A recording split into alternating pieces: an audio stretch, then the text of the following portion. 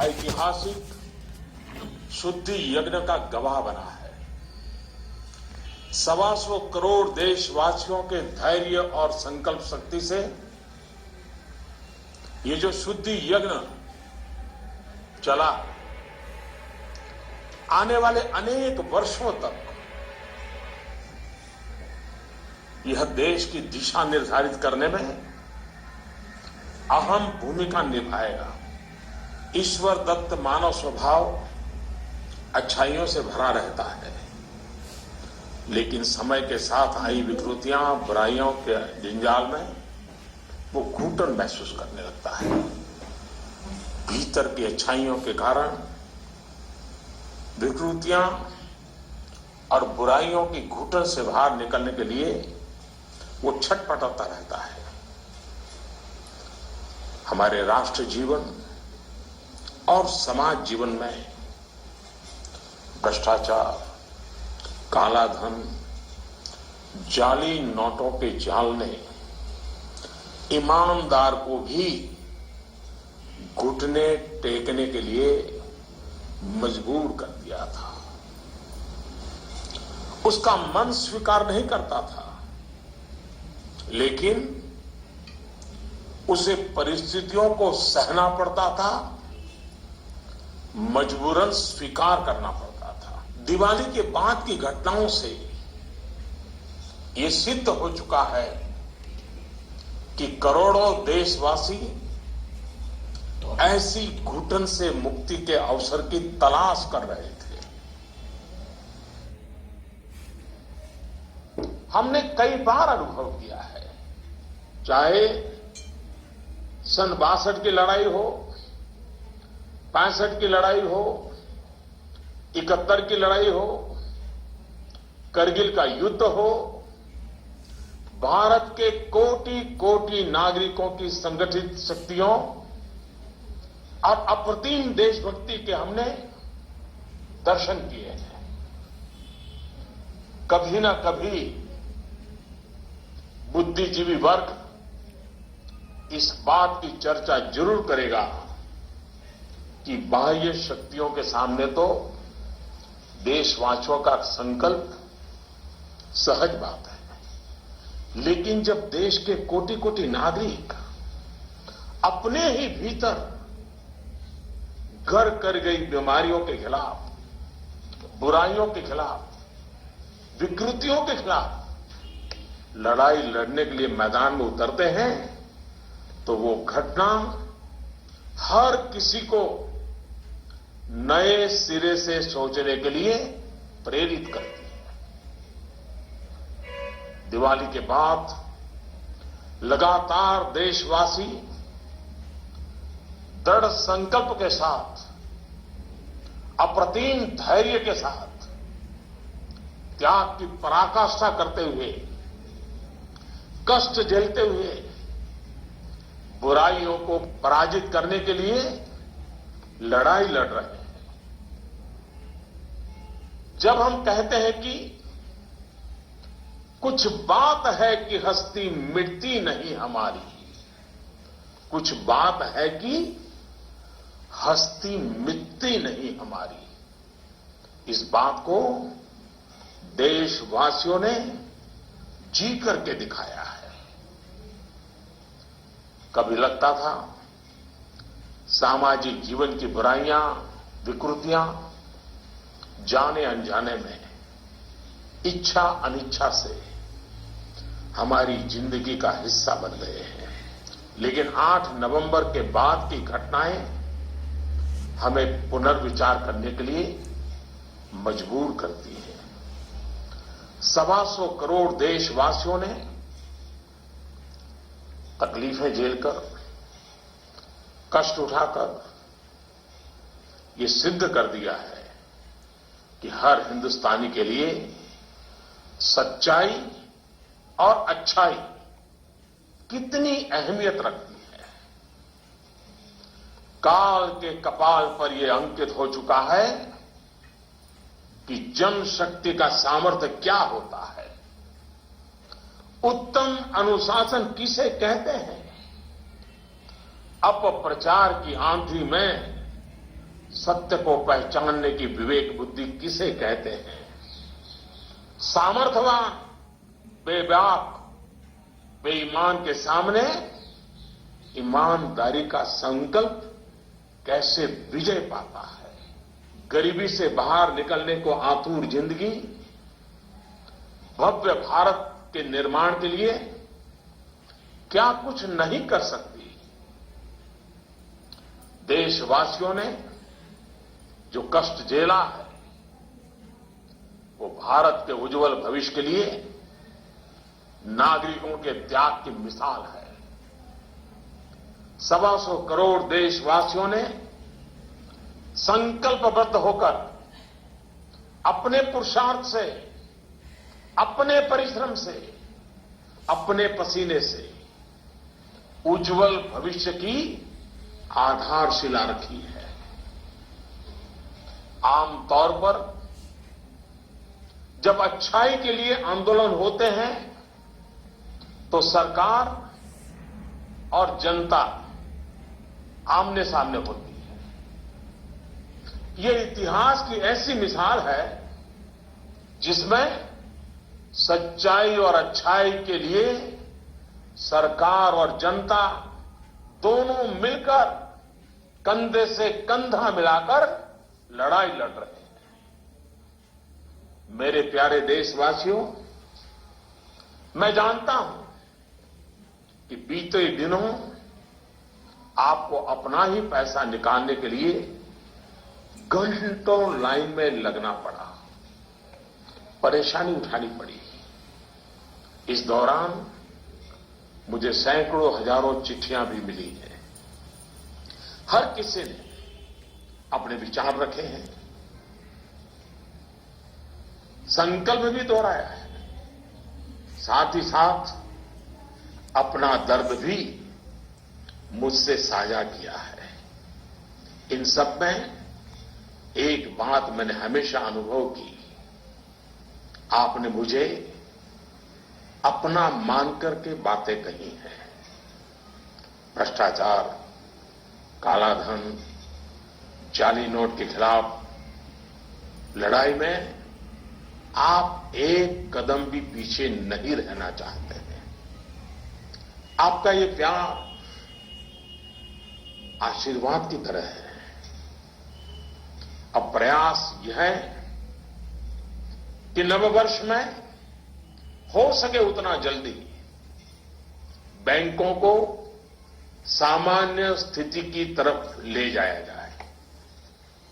सरकार में इस विषय से जुड़े सभी जिम्मेदार व्यक्तियों से कहा गया है कि बैंकिंग व्यवस्था को सामान्य करने पर ध्यान केंद्रित किया जाए।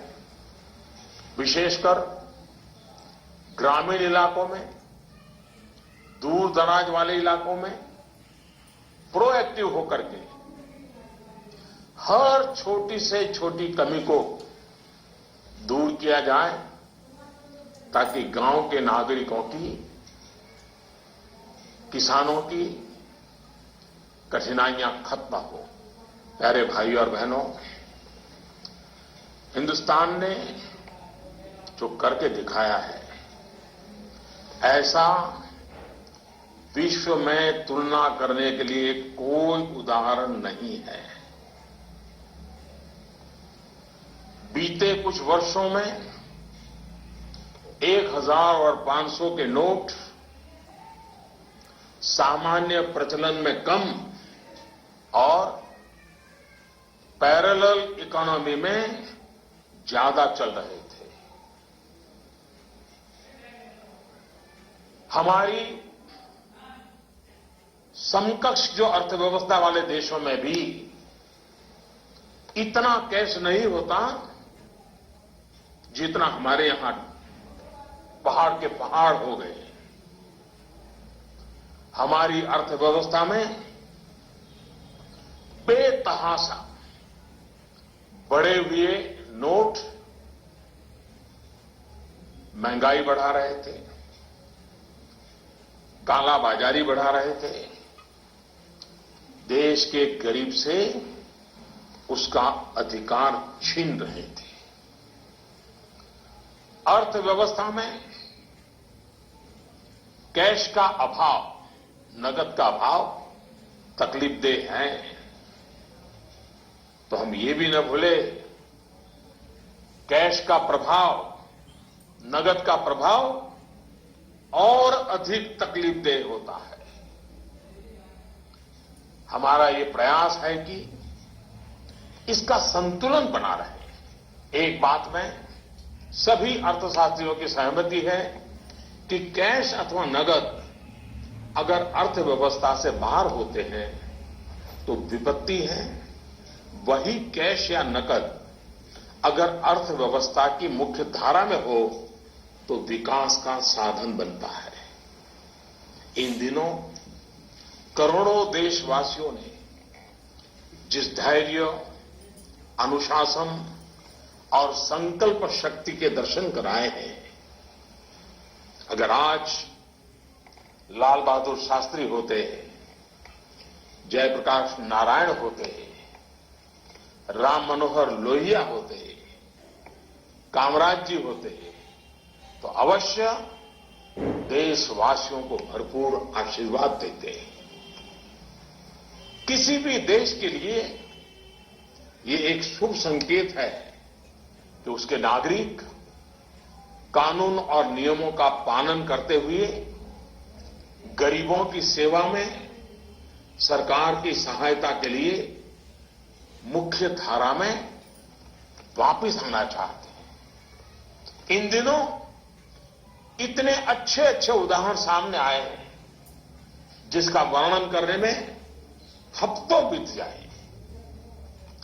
नकद में कारोबार करने पर मजबूर अनेक नागरिकों ने कानून नियम का पालन करते हुए मुख्य धारा में आने की इच्छा प्रकट की है।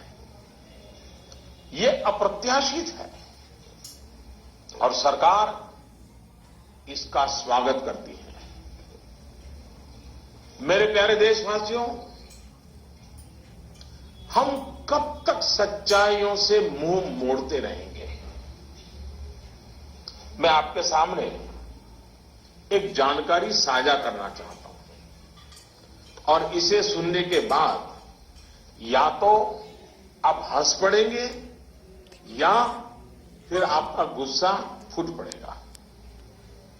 आपको जानकर के हैरानी होगी, सरकार के पास दर्ज की गई जानकारी के हिसाब से देश में सिर्फ और सिर्फ 24 लाख लोग ये स्वीकारते हैं कि उनकी आय 10 लाख रुपये सालाना से ज्यादा है।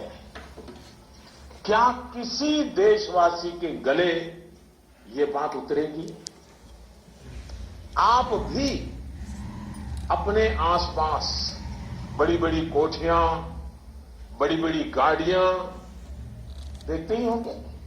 देश के बड़े बड़े शहरों को ही देखें तो किसी एक शहर में आपको सालाना 10 लाख से अधिक आय वाले लाखों लोग मिल जाएंगे। क्या आपको नहीं लगता कि देश की भलाई के लिए ईमानदारी के आंदोलन को और अधिक ताकत देने की जरूरत है?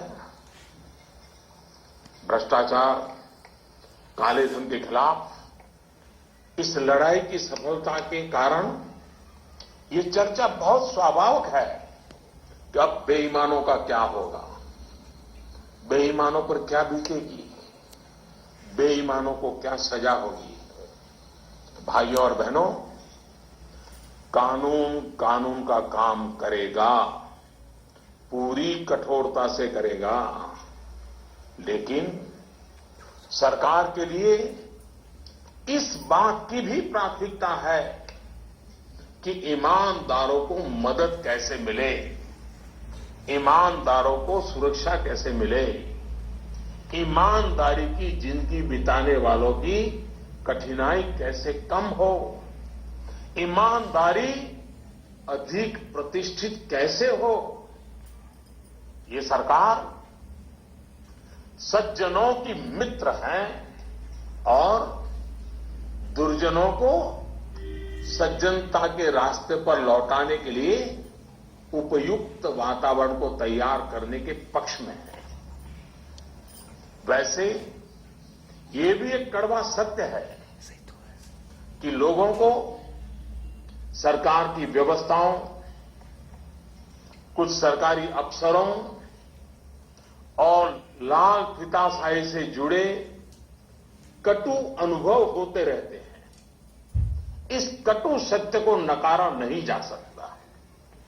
इस बात से कौन इनकार कर सकता है कि नागरिकों से ज्यादा जिम्मेवारी अफसरों की है, सरकार में बैठे छोटे बड़े व्यक्ति की है, और इसलिए चाहे केंद्र सरकार हो, राज्य सरकार हो या फिर स्थानीय निकाय, सबका दायित्व है कि सामान्य से सामान्य व्यक्ति के अधिकार की रक्षा हो, ईमानदारों की मदद हो और बेईमान अलग थलग हो। दोस्तों, पूरी दुनिया में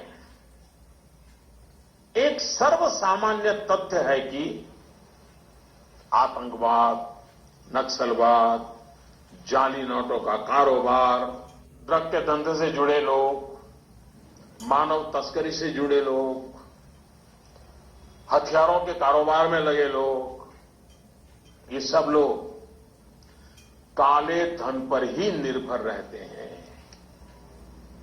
ये समाज और सरकारों के लिए नासूर बन गया है।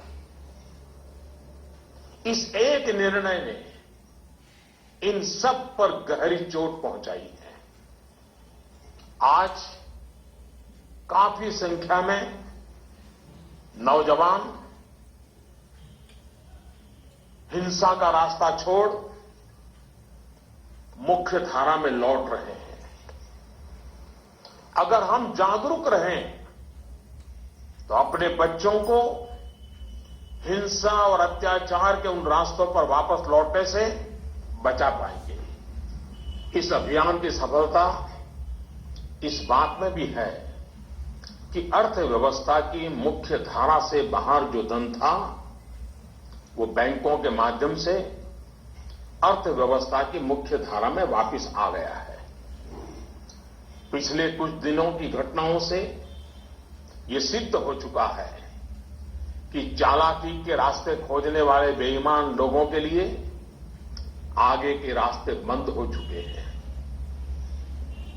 टेक्नोलॉजी ने इसमें बहुत बड़ी सेवा की है। आदतन बेईमान लोगों को भी अब टेक्नोलॉजी की ताकत के कारण काले कारोबार से निकलकर कानून नियम का पालन करते हुए मुख्य धारा में आना ही होगा। साथियों, बैंक कर्मचारियों ने इस दौरान दिन रात एक किए हैं। हजारों महिला बैंक कर्मचारी भी देर रात तक रुककर इस अभियान में शामिल रही है। पोस्ट ऑफिस में काम करने वाले लोग, बैंक मित्र, सभी ने सराहनीय काम किया है। हां, आपके इस भगीरथ प्रयास के बीच कुछ बैंकों में कुछ लोगों के गंभीर अपराध भी सामने आए हैं।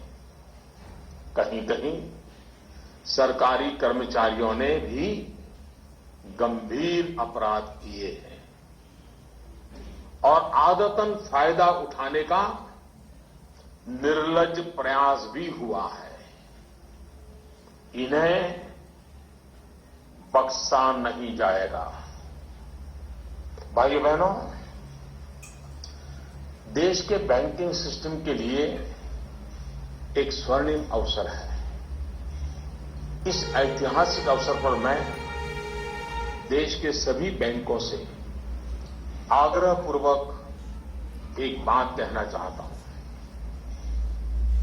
इतिहास गवाह है कि हिंदुस्तान की बैंकों के पास एक साथ इतनी बड़ी मात्रा में इतने कम समय में धन का भंडार पहले कभी नहीं आया था। बैंकों की स्वतंत्रता का आदर करते हुए मेरा आग्रह है कि बैंक अपनी परंपरागत प्राथमिकताओं से बाहर निकलकर अब देश के गरीब, निम्न मध्यम वर्ग और मध्यम वर्ग को केंद्र में रखकर अपने कार्य का आयोजन करें। आज पूरा हिंदुस्तान जब पंडित दीनदयाल उपाध्याय की जन्म शताब्दी वर्ष को गरीब कल्याण वर्ष के रूप में मना रहा है, तब बैंक भी लोकहित के, गरीब कल्याण के इस अवसर को हाथ से न जाने दे। हो सके उतना जल्दी लोकहित में उचित निर्णय करें और उचित कदम उठाएं। जब निश्चित लक्ष्य के साथ नीति बनती है, योजनाएं बनती हैं, तो लाभार्थी का सशक्तिकरण तो होता ही है, साथ साथ इसके तात्कालिक और दूरगामी फल भी अवश्य मिलते हैं। पाई पाई पर बारीक नजर रहती है और इससे अच्छे परिणामों की संभावना भी पक्की होती है। गांव, गरीब, किसान, दलित, पीड़ित, शोषित, वंचित और हमारी महिलाएं जितनी सशक्त होगी, आर्थिक रूप से अपने पैरों पर खड़ी होगी, देश उतना ही मजबूत बनेगा और विकास भी उतना ही तेज होगा। सबका साथ, सबका विकास, इस ध्येय वाक्य को चरितार्थ करने के लिए नववर्ष की पूर्व संध्या पर देश के 125 करोड़ नागरिकों के लिए सरकार कुछ नई योजनाएं ला रही है। दोस्तों, स्वतंत्रता के इतने साल बाद भी देश में लाखों गरीबों के पास अपना घर नहीं है। जब अर्थव्यवस्था में काला धन बढ़ा तो मध्यम वर्ग की पहुंच से घर भी खरीदना दूर हो गया था। गरीब, निम्न मध्यम वर्ग और मध्यम वर्ग के लोग घर खरीद सकें, इसके लिए सरकार ने कुछ बड़े फैसले लिए हैं। अब प्रधानमंत्री आवास योजना के तहत शहरों में इस वर्ग को नए घर देने के लिए 2 नई स्कीमें बनाई गई हैं। इसके तहत 2017 में घर बनाने के लिए 9 लाख रुपए तक के कर्ज पर ब्याज में 4% की छूट और 12 लाख रुपए तक के कर्ज पर ब्याज में 3% की छूट दी जाएगी। सरकार ने प्रधानमंत्री आवास योजना के तहत गांवों में बनने वाले घरों की संख्या को बढ़ा दिया है। यानी जितने घर पहले बनने वाले थे उससे 33% ज्यादा घर बनाए जाएंगे। गांवों के निम्न मध्यम वर्ग और मध्यम वर्ग के लोगों की जरूरतों को ध्यान में रखते हम एक नई योजना शुरू करने जा रहे हैं। 2017 में गांव में रहने वाले जो लोग अपने घर का निर्माण करना चाहते हैं या पुराने घर में कोई विस्तार करना चाहते हैं, एक दो कमरे और बनाना चाहते हैं, ऊपर एक आध नई मंजिल बनाना चाहते हैं, उन्हें 2 लाख रुपये तक के ऋण में 3% ब्याज की छूट दी जाएगी। दोस्तों, बीते दिनों चारों तरफ ऐसा वातावरण बना दिया गया था कि देश की कृषि बर्बाद हो गई है। ऐसा वातावरण बनाने वालों को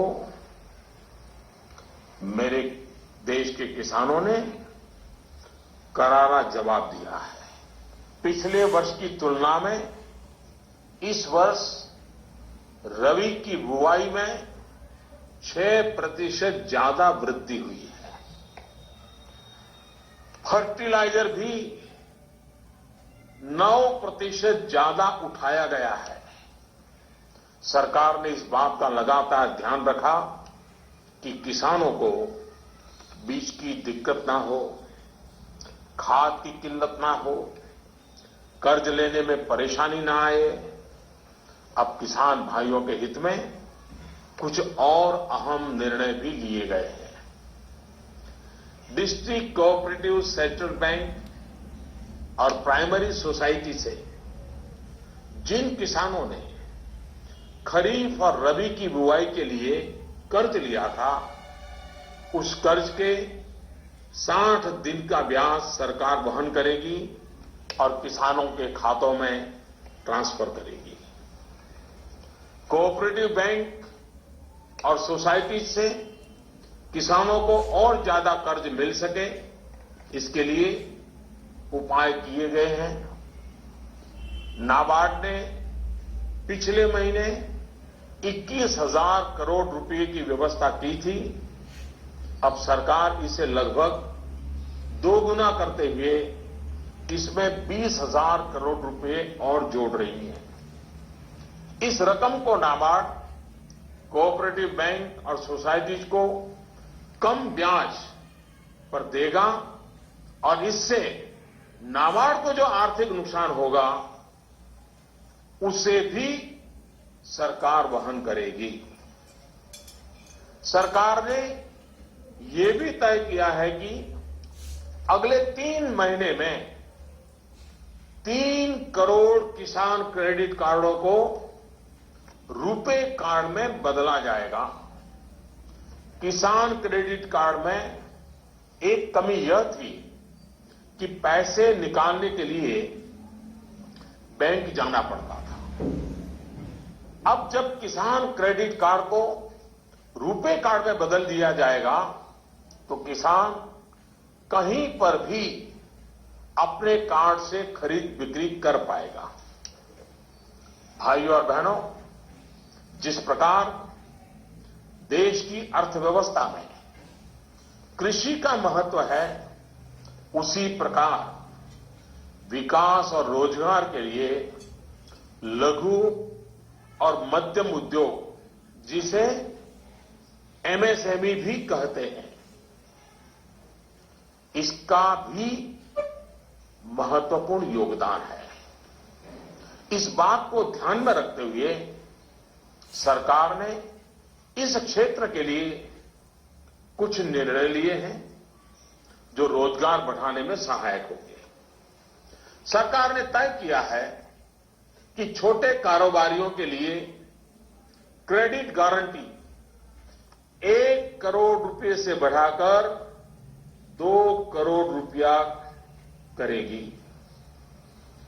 भारत सरकार एक ट्रस्ट के माध्यम से बैंकों को ये गारंटी देती है कि आप छोटे व्यापारियों को लोन दीजिए, गारंटी हम लेते हैं। अब तक यह नियम था कि 1 करोड़ रुपए तक के लोन को कवर किया जाता था। अब 2 करोड़ रुपए तक का लोन क्रेडिट गारंटी से कवर होगा।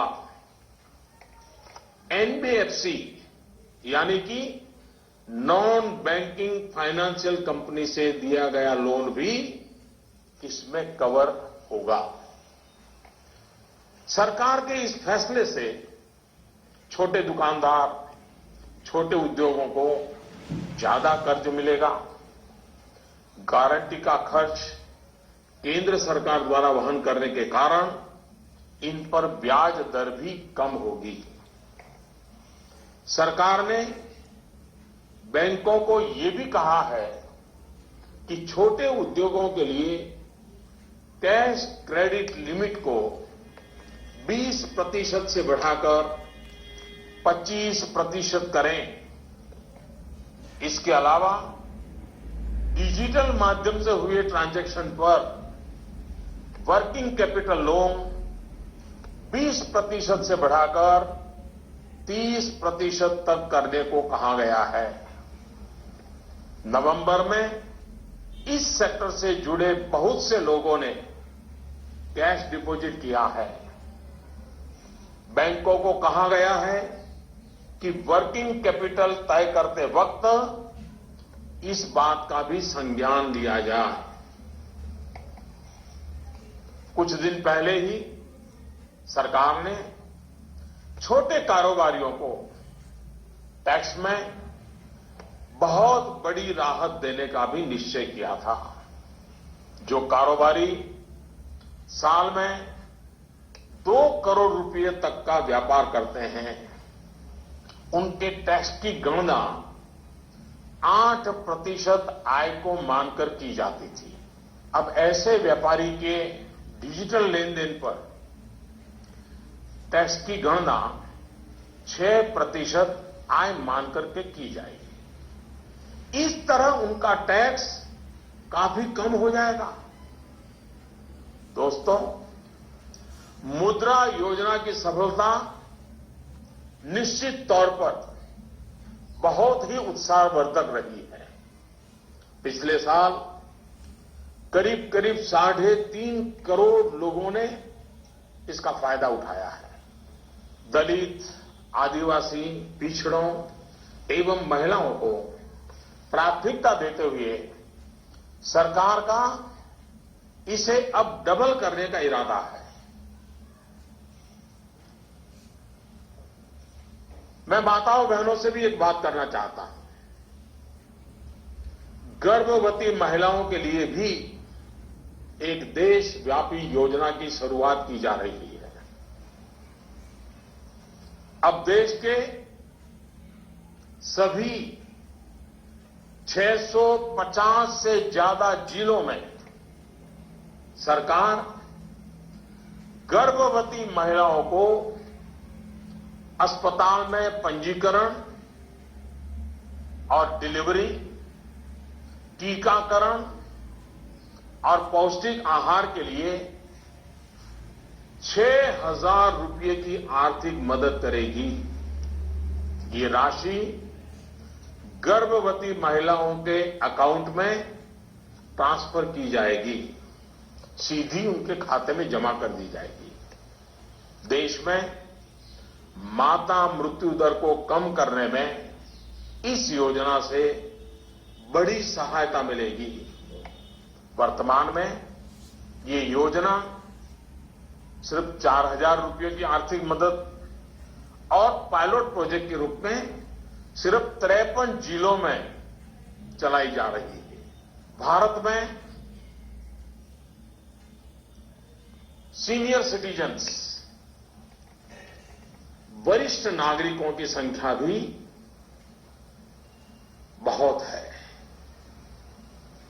सरकार ने सीनियर सिटीजन्स का भी विशेष ध्यान रखा है।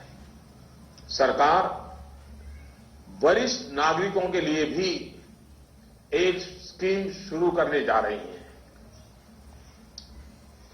बैंक में ज्यादा पैसा आने पर अक्सर बैंक डिपॉजिट पर इंटरेस्ट रेट घटा देते हैं। वरिष्ठ नागरिकों पर इसका प्रभाव ना हो, इसलिए 7.5 लाख रुपए तक की राशि पर 10 साल तक के लिए सालाना 8% का इंटरेस्ट रेट ब्याज दर सुरक्षित किया जाएगा। ब्याज की ये राशि वरिष्ठ नागरिक हर महीने प्राप्त कर सकते हैं। भ्रष्टाचार, कालाधन की जब भी चर्चा होती है तो राजनेता, राजनीतिक दल, चुनाव का खर्च, ये सारी बातें चर्चा के केंद्र में रहती है। अब वक्त आ चुका है कि सभी राजनेता और सभी राजनीतिक दल देश के ईमानदार नागरिकों की भावनाओं का आदर करें, जनता के आक्रोश को समझें। ये बात सही है कि राजनीतिक दलों ने समय समय पर व्यवस्था में सुधार के लिए सार्थक प्रयास भी किए हैं। सभी दलों ने मिलकर के स्वेच्छा से अपने ऊपर बंधनों को स्वीकार किया है। आज आवश्यकता है कि सभी राजनेता और सभी राजनीतिक दल होलियर देन दाउ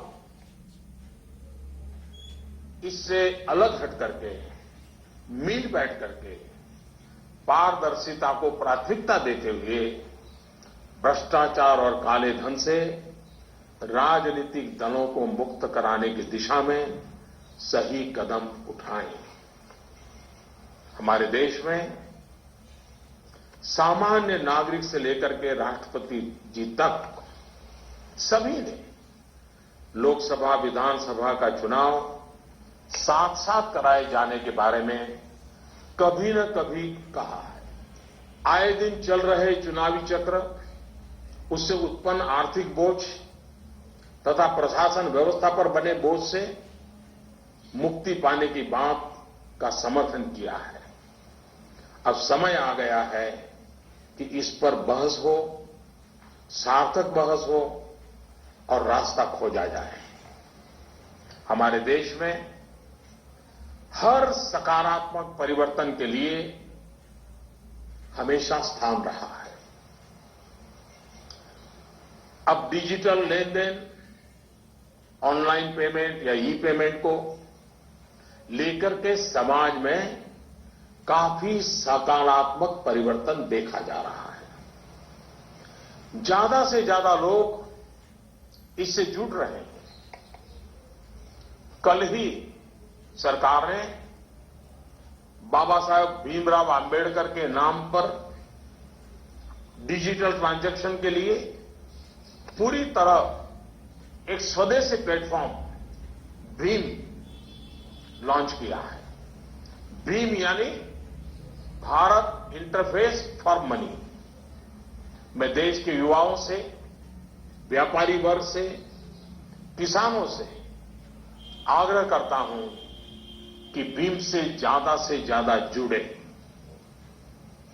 साथियों, दिवाली के बाद जो घटनाक्रम रहा, निर्णय हुए, नीतियां बनी, इनका मूल्यांकन अर्थशास्त्री तो करेंगे ही, लेकिन अच्छा होगा कि देश के समाजशास्त्री, इतिहासविद भी इस पूरे घटनाक्रम, निर्णय और नीतियों का मूल्यांकन करें।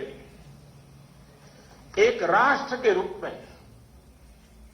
भारत का गांव, गरीब, किसान, युवा, पढ़े लिखे, अनपढ़, पुरुष, महिला, सबने अप्रतिम धैर्य और लोक शक्ति का दर्शन कराया है। कुछ समय के बाद 2017 का नया वर्ष प्रारंभ होगा। आज से ठीक 100 साल पहले 1917 में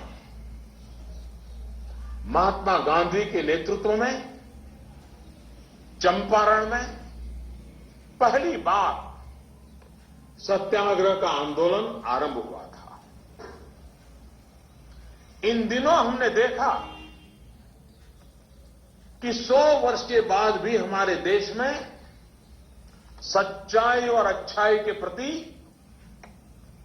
सकारात्मक संस्कार का मूल्य है। आज महात्मा गांधी नहीं है, परंतु उनका यह मार्ग जो हमें सत्य का आग्रह करने के लिए प्रेरित करता है, वह सर्वाधिक उपयुक्त है। चंपारण सत्याग्रह की शताब्दी के अवसर पर हम फिर एक बार महात्मा गांधी का पुण्य स्मरण करते हुए सत्य के आग्रही बनेंगे तो सच्चाई और अच्छाई की पटरी पर आगे बढ़ने में कोई कठिनाई नहीं आएगी। भ्रष्टाचार और काले धन के खिलाफ इस लड़ाई को हमें रुकने नहीं देना है। सत्य का आग्रह संपूर्ण सफलता की गारंटी है। 125 करोड़ का देश हो, 65% जनसंख्या 35 साल से कम उम्र के नौजवानों की हो, साधन भी हो, संसाधन भी हो और सामर्थ्य में कोई कमी ना हो, ऐसे हिंदुस्तान के लिए कोई कारण नहीं है कि हमारा देश अब पीछे रह जाए। नववर्ष की नई किरण नई सफलताओं का संकल्प लेकर के आ रही है। आइए हम सब मिलकर चल पड़े, बाधाओं को पार करते चले, एक नए उज्जवल भविष्य का निर्माण करें। बहुत बहुत धन्यवाद। जय हिंद।